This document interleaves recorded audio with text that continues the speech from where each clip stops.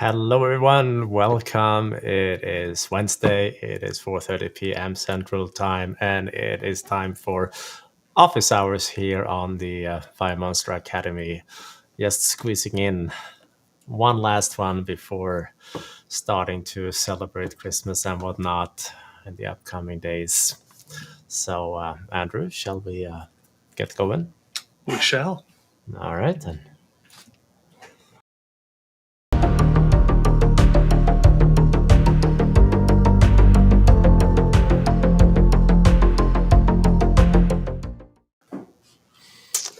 All right, welcome, good sir. How are things? Oh, not too bad. Getting ready to head out on vacation for a few days. Fortunately, nice way to end the year. Yeah, absolutely. Yeah. Well deserved, I must say. Oh, thank you. It has been a very busy year.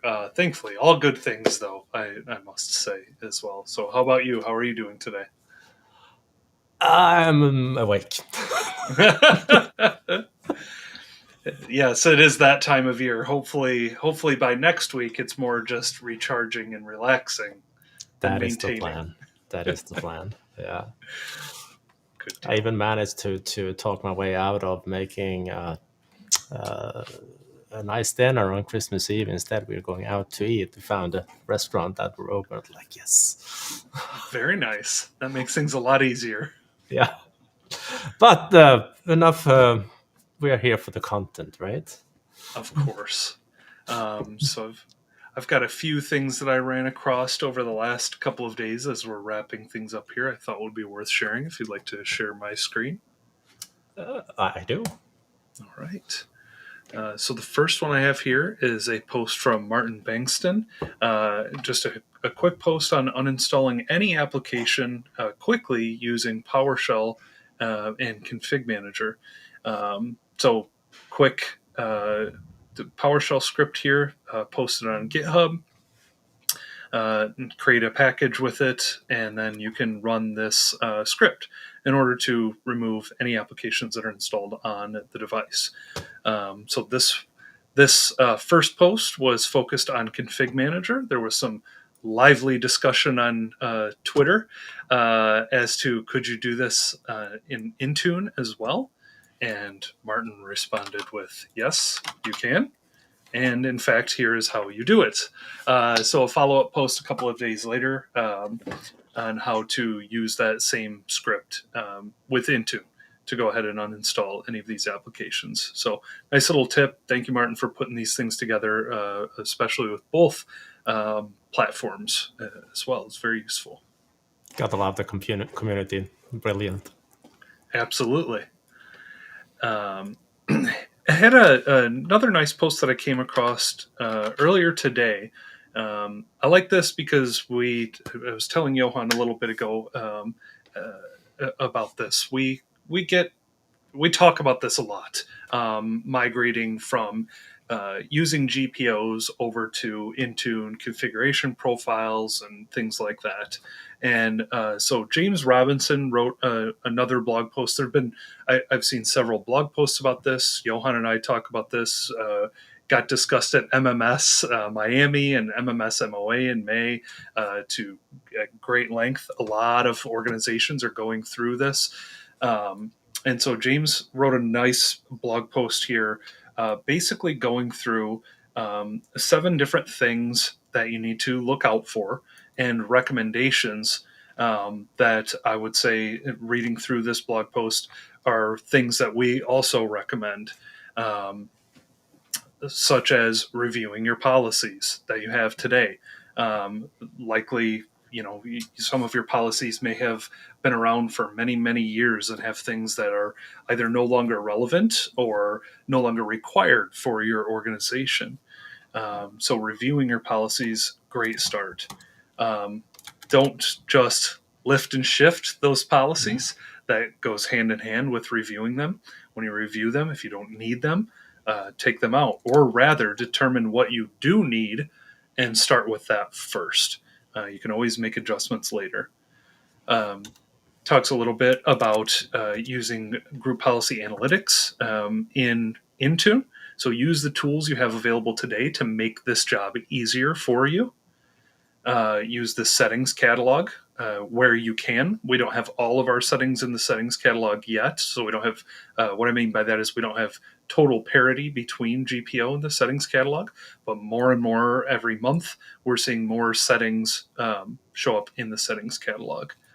And then of course, testing. Test your policies, pilot them with a group of pilot users. Make sure that that your users are okay with these changes as much as they can be. Some of these they may not prefer. We may have to make some policies, in terms of security or things like that. But you want your users to be aware of these changes are the most important thing. And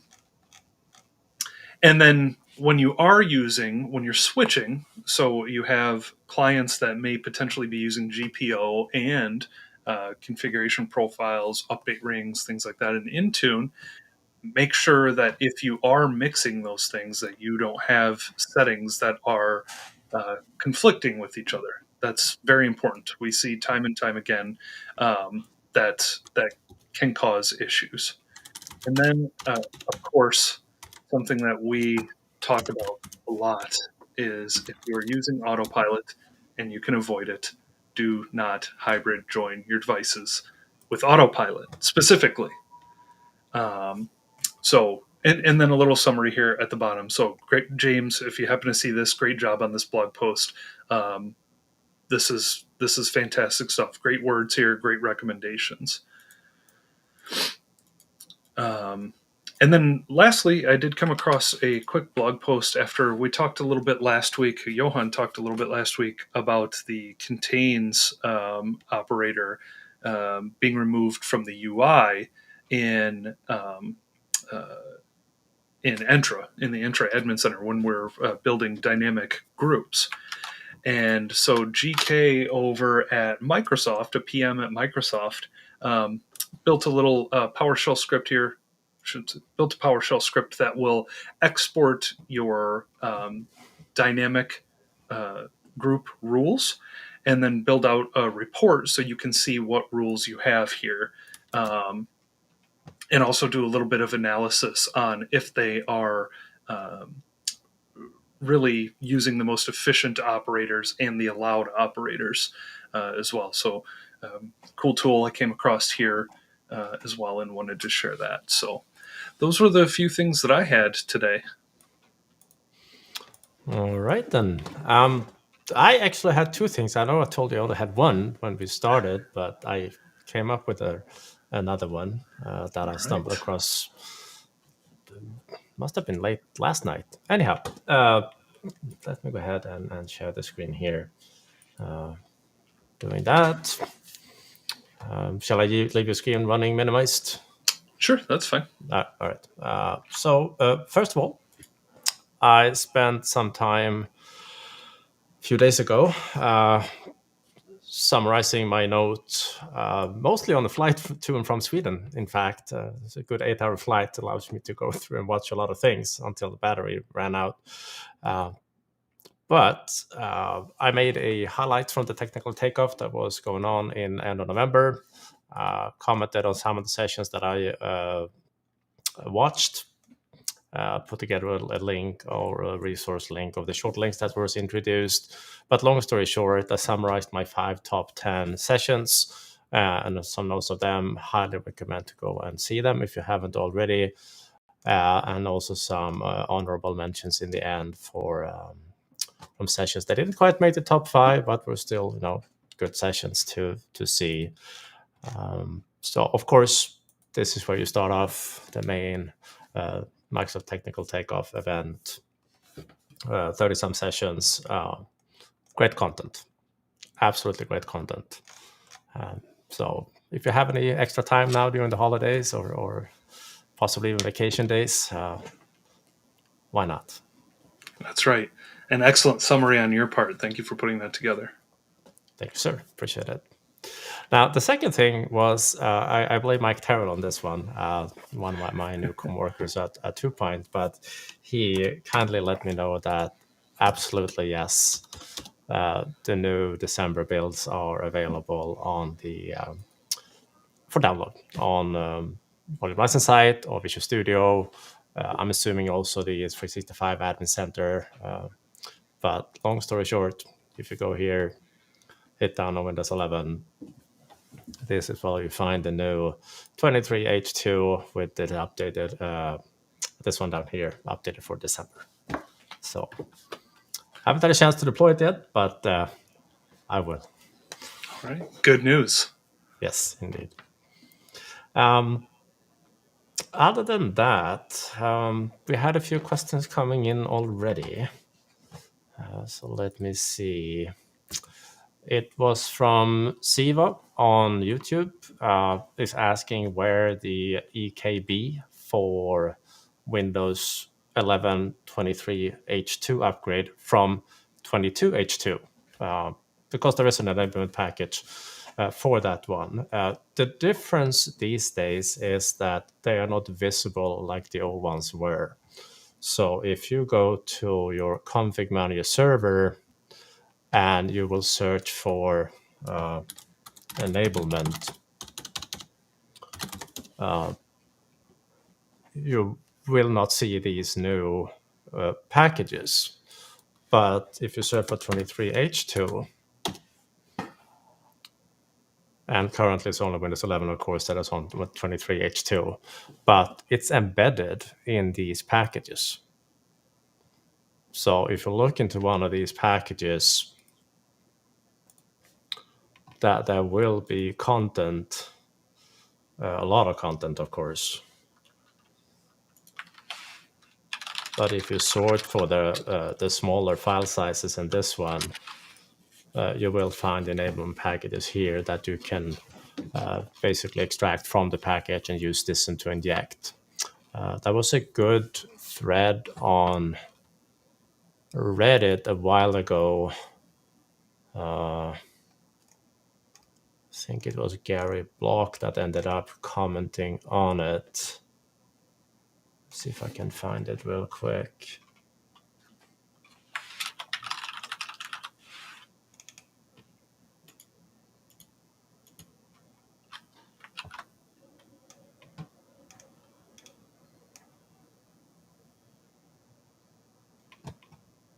Yeah, here.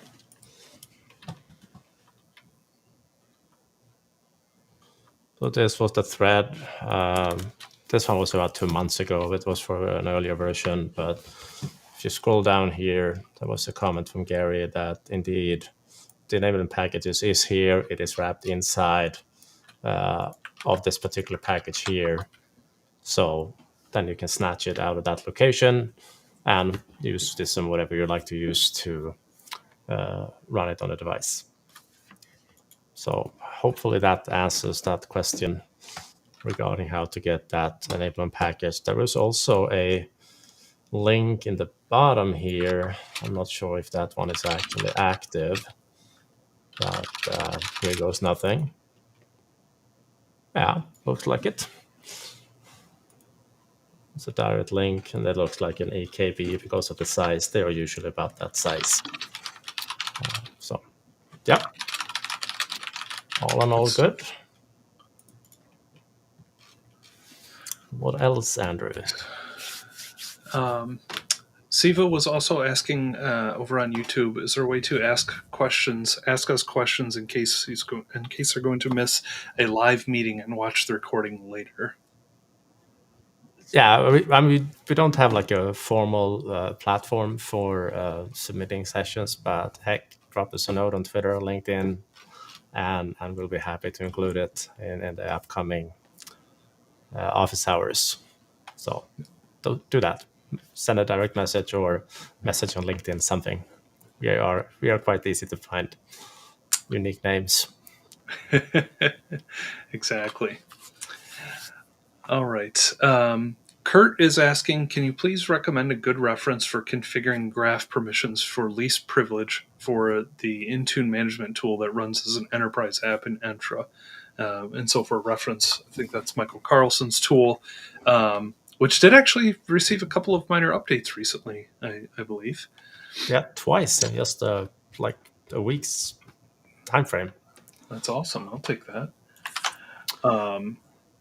So one of the ways that I would suggest, because least privilege is going to be different for each user and for each organization, right? And so, Johan, if you want to swap over, thank you, sir. I think the best starting point for this would be if you. So this is the GitHub repository for that tool. And if you scroll down to the starting the app section, and then before logging on, what you'll see here is that the app will use the built-in Intune PowerShell Enterprise app by default, and it will only use the permissions that are granted to that application. If you disable the use default permissions checkbox in settings, that will cause a consent prompt, and you'll see which permissions are being requested. So from there, if you're going to be using that enterprise application to authenticate, really you want to give that just the permissions that you're looking for in your organization, be it read access to the configuration profiles or read access to specific devices or something along those lines. I think this would be a great start. Specifically for this tool.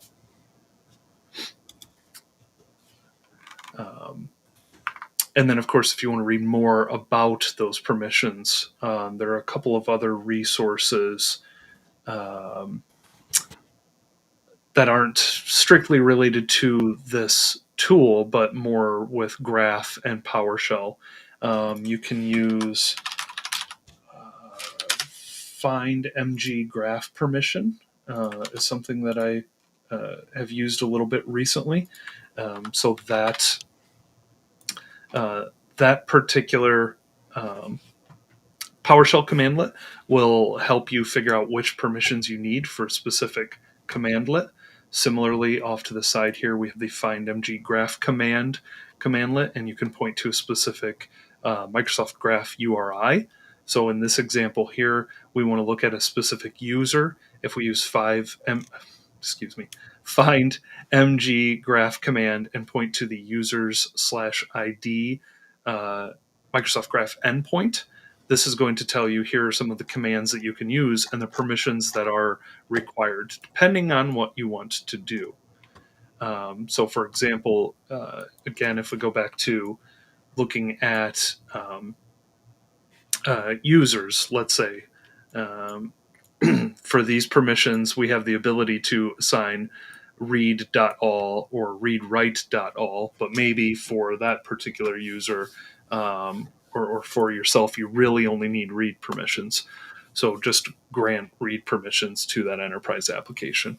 But these are sort of just some general how to manage permissions within Entra, again, outside of the tool.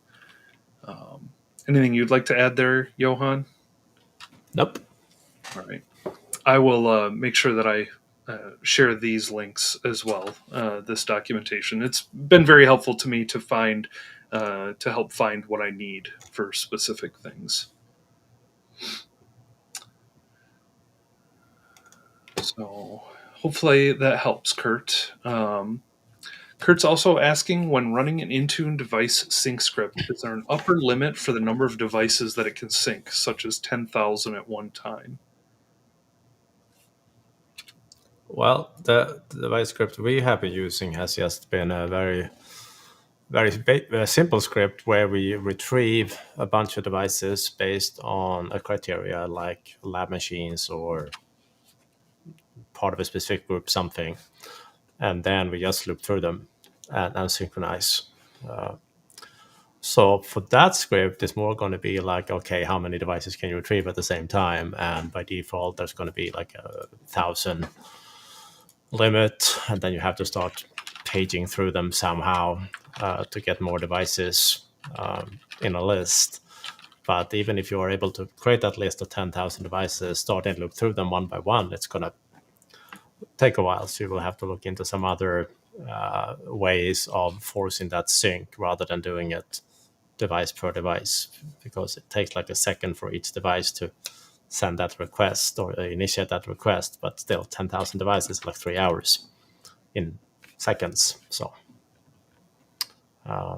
you would have to modify that script to support more than 1,000 devices. All right. Can you share that script? Of course.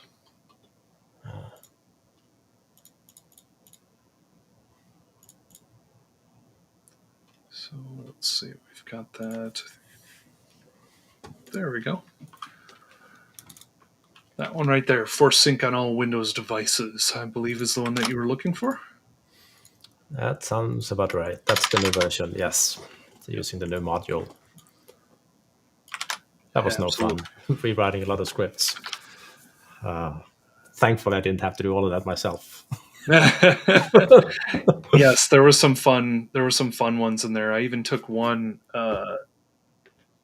What was the one? Oh, the one Trevor Jones had some automation examples, and I ended up actually finding what I think is a bug in Graph. There's an endpoint that exists, but you can't interact with it like it's documented. You should be able to. So, yes, fun indeed.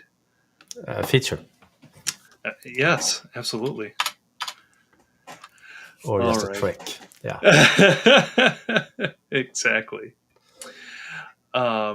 Kurt's asking if we could recommend a good reference for removing stale devices in Intune, Autopilot, and Entra.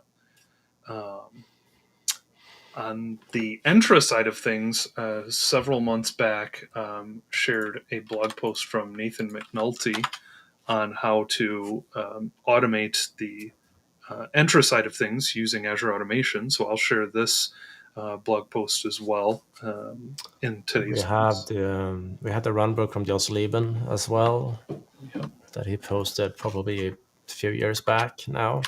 That one should still be. Yep, that's the one.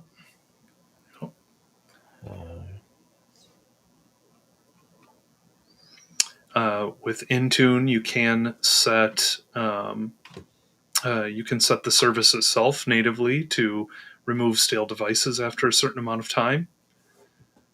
I'm trying to think. I feel like there was a solution for Autopilot, but I could also be confusing that with like one of the nuke scripts where we can nuke all of these objects rather than just an ongoing automation of stale objects.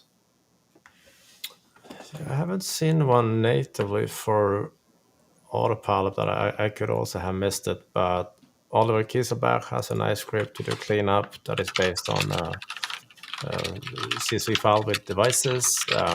Alex Semibratov has a nuke script for devices, and there was someone else that I forgot. Basically, we searched for Autopilot on PowerShell Gallery. You will see a few different scripts for cleaning up objects. Yep, and I think this one right here is the one from Oliver that you were referring to. Start Autopilot Cleanup CSV. Yeah.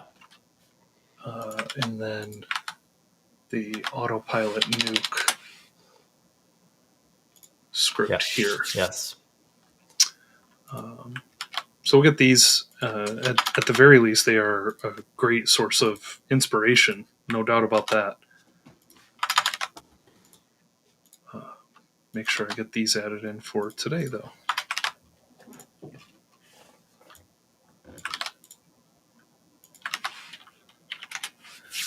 All right. Akosh is asking, could we share our desk area? I would be curious to see how many monitors and which sizes do you use. Well, you have something that you can actually share, Johan. I would say that looking around me right now as I'm getting ready for for vacation, I probably won't share my current workspace on screen, but I will say that I have a 38-inch ultra-wide monitor from Dell that I really love. It has a built-in KVM, so I can drop a laptop right at it if needed, and switch everything over to that laptop as opposed to my desktop, as well as a 27-inch vertical monitor not curved or ultra wide or anything like that, just a standard 27-inch. And for the moment, that's been working out well. A little more challenging to share demos. I would defer to Johan for his better recommendations if you're going to be demoing things live. But for as far as workspace goes, it's been pretty good. All right, let me do this. I've been asked this question a lot, so eventually I gave up and like, all right, fine. So this is, let me just swip the screen here. So this is what my basement looks like. Single desk, 2 monitors. I have a 4K one here to my left and a full HD to my right, and that's the one to the right I do all my demos from. So every time you see me glancing like this into monitor, you can assume that I'm looking to the demo monitor at the moment. But it's been really useful when doing live streamings like we are doing now, or when we're doing Zoom meetings or training or whatever it might be, because you always want to have a fixed resolution to get the best quality out of recording. Same goes if you're recording locally to, say, OBS or even Camtasia, stuff like that. Having a dedicated monitor guarantees you to always get that like good image on the recording. Every time you have to use a window or a part of a screen, you always end up somehow magically picking like a 1086 times 1077 resolution, and Adobe Premiere goes like, excuse me, and then you have to rescale it to fit that perfectly. So highly recommend having a dedicated screen for demos. So yeah, Great recommendation. Just because I haven't followed it doesn't make it a doesn't make it a bad one. I'm just being stubborn and like this little bit of desk space I have left over here. you haven't followed it yet. That's right. You'll probably wear me down over time. I can send you one of those tiny screens, like those travel screens. They are pretty good these days. So yeah, Not bad. Can just set that right here in front of the keyboard. yeah. Look at that, problem solving live. Yeah, I mean, if you look at my desk here, I have a laptop in the center. Mm-hmm. That screen is a 14-inch, so you can have a 14-inch monitor there. Mm-hmm. Problem solved. Just have to raise the other one a little bit. That's right.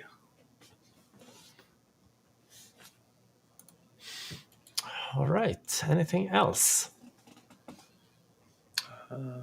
Just a thank you from Kurt for the great suggestions.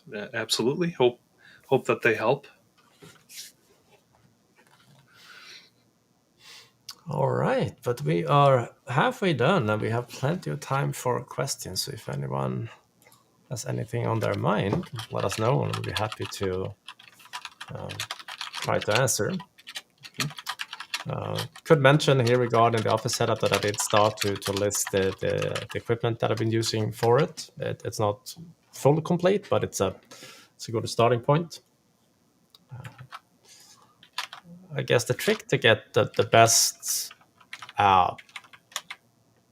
video out from it was investing in some soft boxes for my lights. That really made a difference compared to what I had before.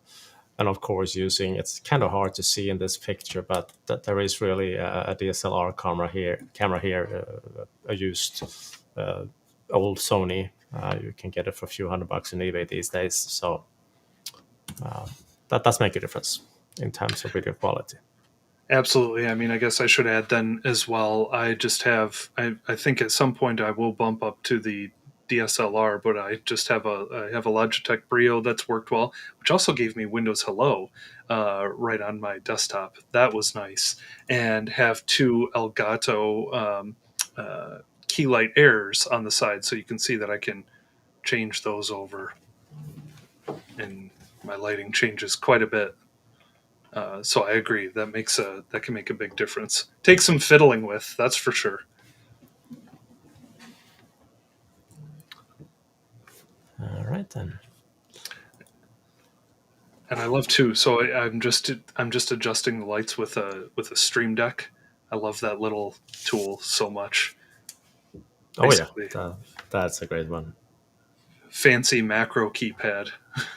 Yeah, that one is great. Yep.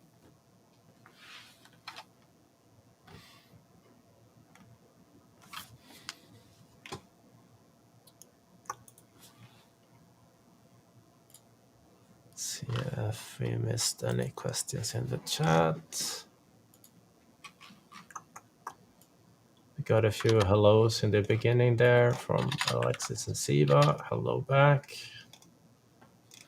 No, I don't think we missed anything else, but we certainly do have time available. So if you have any questions, let us know. Mm-hmm. And speaking of that, was more a comment. Was a thank you from Siva regarding the EKB.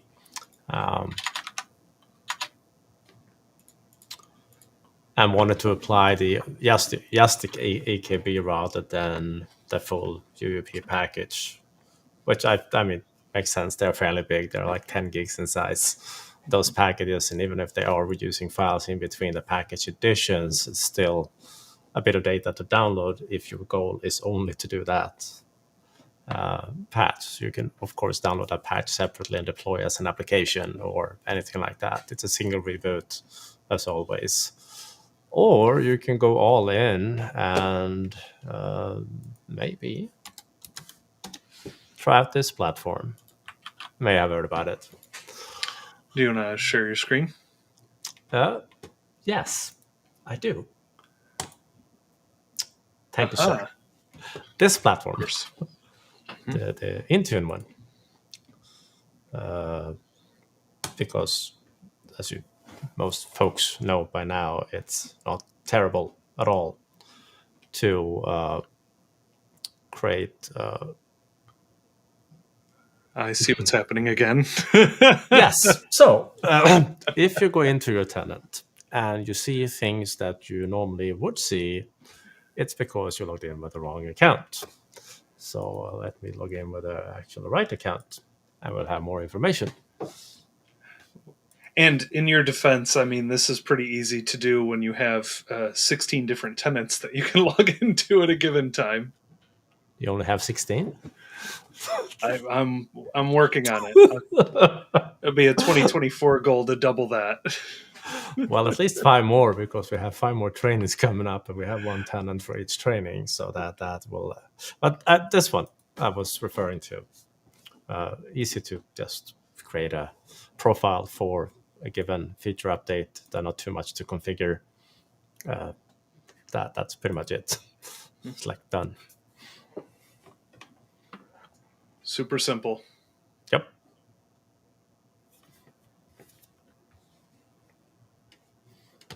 All right.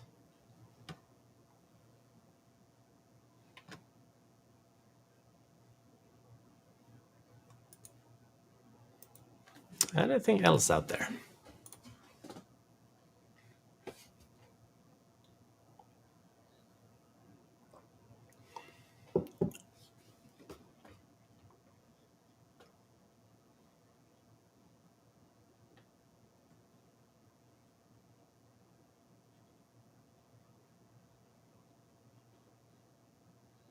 We don't have any Star Wars coming up to take us on that sidebar.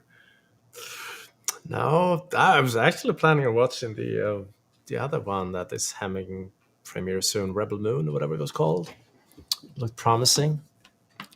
Show coming up, or a 1-part, 2-part movie, something like that. Okay. So I watched the trailer. It was a bit, maybe not for the younger generation, but it was definitely looked good. Zack Snyder movie. Yes. So usually find his movies pretty entertaining. Oh yeah. Even the like 74-hour long. Yep. Batman, whatever, Superman, and a few others. Definitely have to have an intermission for some of those. Yep, indeed. But I don't see any more questions coming in. Oh, that was one. Yes, now. Oh, from Kurt, does the size or resolution of your demo monitor matter? Not really. Well, the resolution, yes. Full HD is by far the best demo resolution to present in these days. So 1980, 1080p, 1920, 1080p. Come on. It's been a long day. So long gone are the, what was the old one? Whatever 720p. 720p was. Yeah. So, but no. I mean, technically, you can stream in 4K these days. A lot of people have access or internet enough to stream, but I found that full HD is like right now the perfect one for demos. Pretty much everyone can watch it, good quality, and you don't have to rescale your video settings or anything like that. It works great. And you don't have to have a whole like farm to render your 4K That too. videos. Yeah, Takes it's a little actually bit more. quite. I mean, it's crazy what the graphics code has done, even for 4K encoding these days. You can encode an hour video in not too many minutes, Mhm. as long as you set variable bit rating, and that can enable hardware encoding. Mhm.